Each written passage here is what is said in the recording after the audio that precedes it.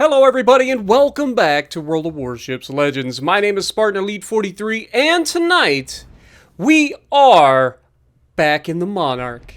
And we are going to have probably the best possible matchmaking you could ever have if you're ever in a Monarch. Now, the Monarch just got buffed, right? Everybody should know this. I talked about it in the patch notes. What did the Monarch get buffed?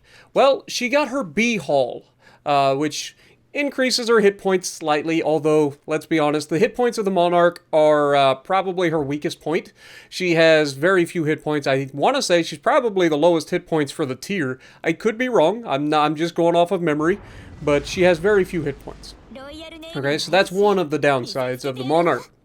The other downside of the Monarch is that when you use a typical British Azure Lane Nelson build, you're going to run into situations where this ship is just incredibly inconsistent with its damage output, at least when you're firing armor piercing, which, if you know anything about me, this ship, we've talked about this in the past, this is an armor-piercing centric ship. It is not your HE slinger. Can it HE sling? Absolutely. Should you switch to HE occasionally in this thing? Absolutely. Especially for hardened targets that are bow in, such as Vladivostok, or any other battleship that likes to sit bow in and not do anything useful for their team.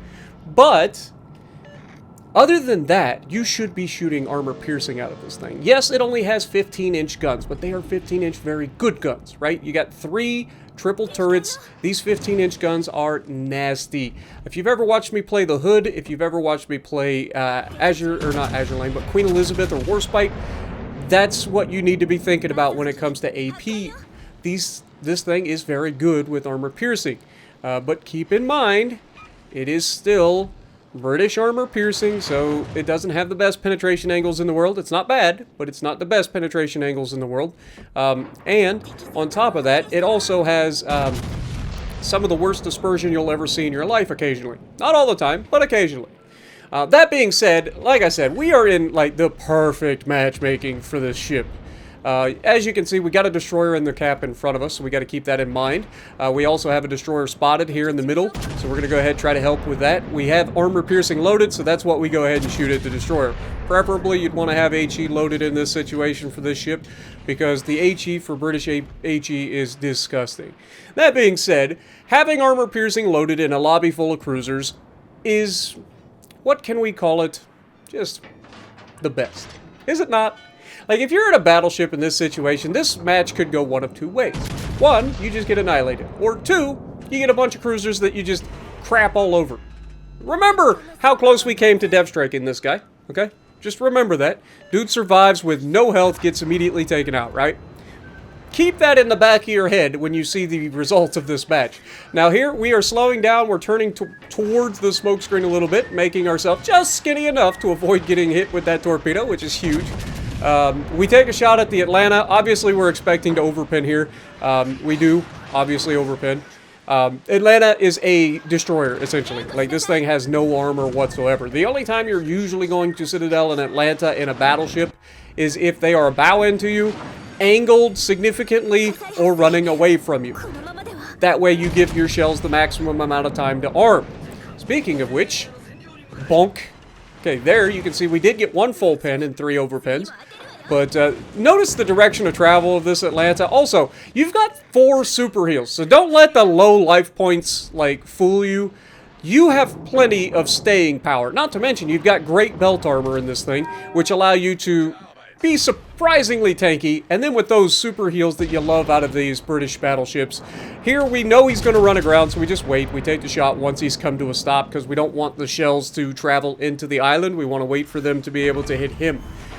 In those situations, if you know somebody's about to run aground and you shoot at them, just keep in mind, if they are still moving forward towards the island and you shoot at them, your ship will auto-aim past that ship to lead the target.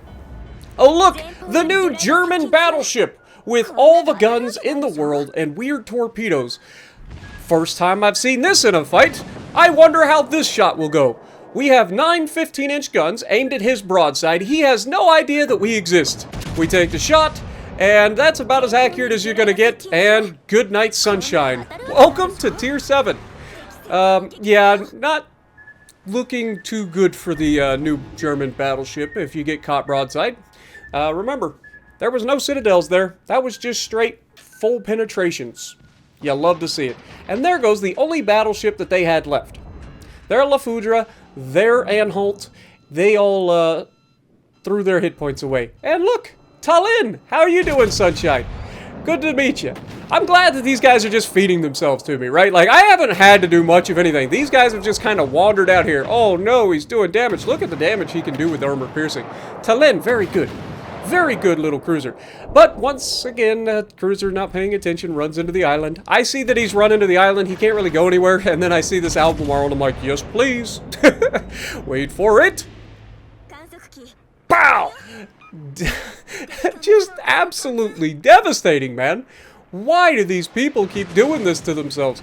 I don't even have to do anything. It's just like, okay, monkeys in a barrel, right? Like, I don't know, that's a new one. Fish in a barrel, obviously. Monkeys get a football. You mix the two, monkeys in a barrel. There you go. I don't know. If you got a barrel of monkeys, if you guys are old enough like me, you probably had a barrel of monkeys at some point, and you were extremely bored as a child.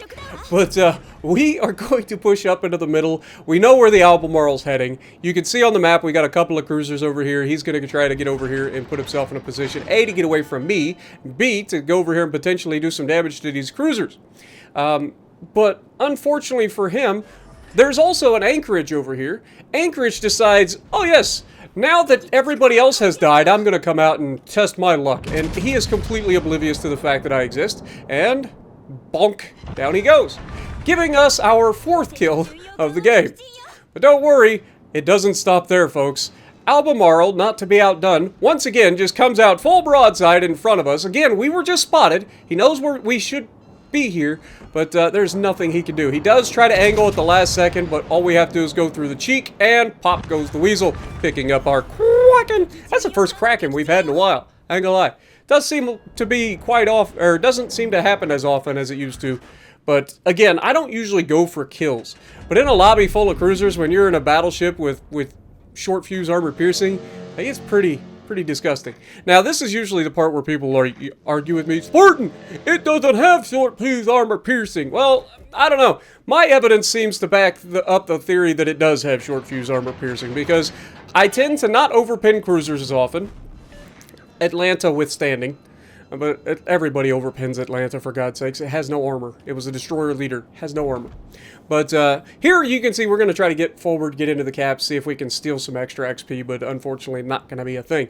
And then all that's left is a Kagero. So we could have had a potential 6-pack here with the Kagero. We could have had a 7-pack if we could have helped finish off the Kagero and got that kill earlier on the Surrey. But yeah, overall, the buff on this ship, was it needed? I personally don't think so. I've never really had any trouble playing this ship. It's not one of those ships that you go out and you put up 200k every time you take it out, right? It's a very situational ship. It's not very fast, which is one of its biggest downsides, but I'm used to playing Kansas, so it doesn't really bother me. I'm used to having to position myself, plus I tend to be very aggressive, so I'm almost always in a position where I can shoot at something. But overall, like, the low amount of hit points that it has does get it in trouble occasionally, but usually you can make up for that with the heals. As long as you're not taking too much damage from too many sources. That dispersion on that rear turret, holy mother of God. What happened? But let me know what you guys think. I actually got another video I'm going to show you guys on the Monarch at some point during this coming week, which showcases a little bit more of what I'm talking about with this ship.